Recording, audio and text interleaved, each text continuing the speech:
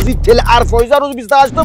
مگذره برادر عزیز. رونا 2 روز پس فینالی بازی دو تا BMW X7 یا خونه دسته شنبه 5 تا دیگه BMW X7. یعنی مشکل رو میبینی که دم میگیری فقط برای لایک پایک قور بالا و دیگهش اینا میرم سوی بشه. جانم ددیسی جانمه تنها برای نفرایی که کاخی سروش میه بازی را تماشا میکنه 40 دانه دیگه تلفن پدرکه تو یگان ماشین بازی را 1,100,000 تومان برای نفرایی که میگن که بازی دروغه. روزی 28 ما شما را انتظاریم. کدام نفری که از میدونه 1200 تومان دا بلند میگیره جاش دیگه تلفن پدرکش میشه با هم قبلتوش در دوری برابر بازی میکنه. کنم نفر به خاطر محمد یوسف بلند میگیره دو تا X7 زدی آیفون 16 پرو مکس اورجینال در کاخ سروش بلیت برومت هم جوش تا بگه من دو فارت خانه فارت سبزی 2022 که 1.5 میلیون سومان میسته. بالای هر یک کپوتش 10,000 سومانی دیگه اما چه اوسپت که من خود موزی نامی بعد سیونکا بلیت میگیرم خوشم وقت میگرفت یا بر بازی را آیپش ببینیم شما نظر کنیم بعد کیفوتو نمیگیریم تاری کپوتش 50,000 سومانی دیگه خودت بالای پا میمونی یانگه زنی دیمت میکنه بغض از این خدر چیزی یک قیامتی دیگه فقط کانورت پانورت این دفعه تو دبر تکی میگه که ای دروغ فلان مشتری کی همون خودش ماشین میگیره میگه که دیدی ما بریم. رونا 2 روز پس فینالی بازی دو تا BMW X7 یا خونه دسته ترید شنبه 5 تا دیگه BMW FC انا که مینوت بسین که ما بابی بازی را یافتیم. خدا کنه برادر عزیز نفرایی که به خاطری ما خصوصا محمد یوسف بلیت میگیره یعنی دیگه تا X7 هسته که زدی یک تا آیفون 16 پرو مکس اورجینال روز 28 ساعت 18:00 در کاخ سروش در دستم شما را انتظار است. انا که نگاه کنین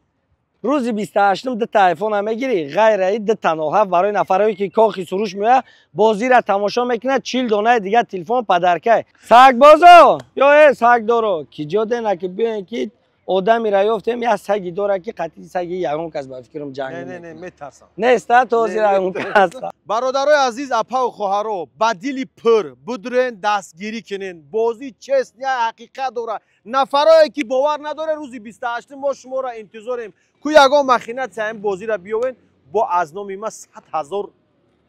سومون دیگه پدرکه 1,100,000 سومون برای نفرایی که میگن که بازی دروغه جورش دمه برای تقایش دمه برای آخی تقایی دانم و جانم کو بیای بار خودت برون بینه من بازی داشته باشم خیلی ما هم رنگ یاد بگیریم. خلاص گپ ما اون نفرا را وابشت اهمیت هم نمیتیم نفرایی که از ما بور کدگی ما را میدونن همونا دستگیری کنه روزی 28 مل ارفایزه بازی بدلی پر میتونه حاضر ریسکوات کنه برای بلد رساس کردن کی جورت نگاه کن شرایط نم رقمایی که 14 میبینین هم دوشنبه سیتی الف لوبوی کارت تاجیکستان شات تلفن مگافون لایف نرخ بلیت 55 سومانی تازه 55 سومون کدام نفری که از میدونه 1200 سومون دا بلیت میگیره جاش دیگه تلفن پدرکش میشه با هم قبلیتش در دوری برابر بازی میکنه بیا بازی را پیش تماشا کی خودت با خلاصت برو انا که نگاه کنه مردم ما بازم خاطر رسان میکنیم نفر به خاطر محمد یوسف بلیت میگیره دو تا X7 زدی آیفون 16 پرو مکس اورجینال خیلی پرستوی مرستوی نه روزی 28 بیو در کاخ سروش بلیت برومت هم جوش تا بگه ما آیفون برادر بلیت گرفتن نمیتونی نه که ورمی داری که کامنتاری کنی کدام نفری که چی قدر میتونی کامنتاری خیلی اولاد تبخیزان کامنتاری شپک نکی با یک کامنتاری رونا 2 روز پس یک تهدید با یک کامنتاری من ماشین به پول پدرکه میکنم انا که بیت خلاصه تبرور که چی نمود بازیه همین کانال ما بود رو یا صاحب ماشین میشه یا صاحب پول میشه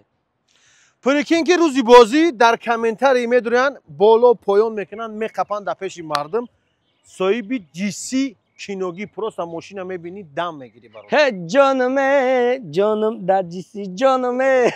بعدم خیلی باید خونه میگردی نفر که میخواه X7 یا که میخواه خونه در این خونه در تیلو تنگل بای نمود چیز هست اگر که نباشه کام تیلو پلوکو اومدی یه خونه دیگه ما پدر کرده کنیم با فارت خونه فارت X7 2022 که 1.5 میلیون سومون میسته ای بچه بیزنسی تازه بار بیس کلات کار فرما که 1.5 میلیون سومون از میبری میفروشه میره 10 تا تاکسی میگیری که هر ماه تو 60,000 سومون 60,000 سومون تازه میاره пота болои по мемонӣ янга зани диимат метавад. бача ба пули як та семичката прикинги соҳиби икс7 ёки хона кадом меша ки тифи биркунӣ майли икс7 дигаш то яъни мошинчакора би мебинӣ ку дам мегирӣ киногӣ беғарз аз ин қадар мошин як қиёмат диди як конверт панверт пули ай бача успед ки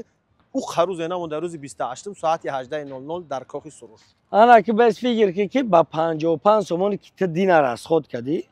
دینا 55 سومون لوبای تایما اوت نمیروزا راسخود میکنیم انا 55 سومون که دینا راسخود کردی میتونی تر صاحبی انا یا اف سی کنه یا بی ام و ایکس 7 کنه کی داخلوق کن بعدن تر اکجان میگن ابر بس فکر که برات این پروستا سویت بد فورتا بلید بگی نه فورتا نگی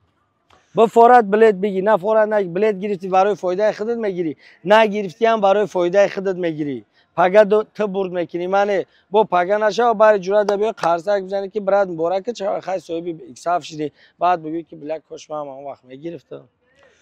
فورات بگی نه فورات نگی میشوه همون وقتی که نمی رفیق دبر تکون میگه که ای دروغ فلان ایت مشتری کو همون خودش ایت بله داره روزی بازی ماشین میگیره میگه که دیدی ما بریدم برای همین بدرو با دل پر بگی بازی تل ارفایزه روز 28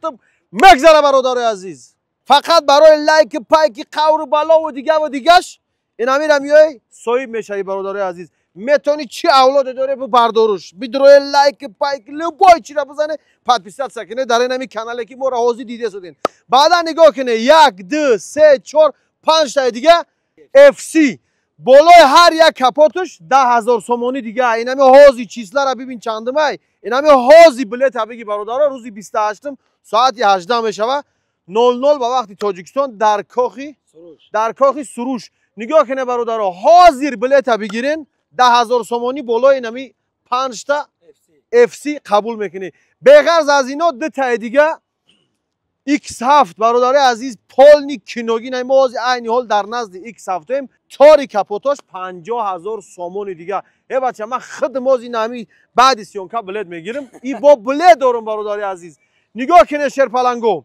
بغرض از این خدر چیزی یک قیامت دیگه فقط کنورت پانورت من خیال میکنم که روزی بازی اما درنی چیز کاخی سروش نمیبره آدم برای همین پیشکی استراخوفگر بگیره میتونه زنگوات کنه که جا تیارتون کنه بعدا نگاه کنه که 2 تا 40 دانه دیگه تلفن برای نفرایی که میان این بازی را تماشا میکنن پدرکای مردم نگاه کنه بسیاریا فکر میکنن که در بالای ماشین پل میمونن ایتا میمونن اوتا میمونن دروغه یا بار بازی را ای پیش ببینین شما نظر کنین بعد کیفاتون بگیره پروست همونا بور کدگی نیستن بعدا نگاه کنه شرونه نفرایی که این مخینت این بازی میگن که این بازی مخینت داره میگن که جورش در تغری میکنه بیا همین کارا بکو بیا کو بک هم بازی را بزگرون تا اگر هم جورت در برآورده تونستی 1 میلیون سومون 200,000 اینا ما پدرکای 800,000 ای کانالی این دوشنبه برای نم آدمی که این کارا میافتگی 1 میلیون سومون دیگه بیا کو این کار هسته این بازی مخینت نداره یا همش افسانه برادر عزیز هر یک چیز در نصیب تقدیر تای بسیاری شما بور کردگی من نه کم قریب 1.5 ماشین زیاد دادگیم برادر عزیز با فکت دلیل دکزاتوش آره هم کما گفتم که بابای بازی ای بودره برادر عزیز بلیت بدیل پر بگیره روزی بازی بیا اشتراک کنه کی نگاه کنی برای اشتراک کردن چیکار کردن در کار 2 تا 40 تا دیگه تلفن پروستا پدرکای برادرو بودرن دستگیری کنیم برادرمون انسانی بهترین اونا بازیش گذرون همون زل خیلی نبر آدم مثلا آدم پر شده بدیلی پر بودرن اینا برادر عزیز واریانت هایی که بگیم که به همین پلی سمشکا انشالله که شما باوری دارم صاحب این خدر ماشینا و X7 دیگر مکافات های پلی میشوین بودرن دستگیری کنین اتاکا کنین خدا نگهبان براتون روز 28 ساعت 18:00 با وقت تاجیکستان 16:00 با وقت مسکو فینالی بازی است آدرس کاخ سروش برای نفرایی که کاخ سروش بازی را تماشا کنیم میان 2 تا 40 دانه دیگه تلفن پدرکه خدا نگهبان تلگرام دادم پادشاه سکنید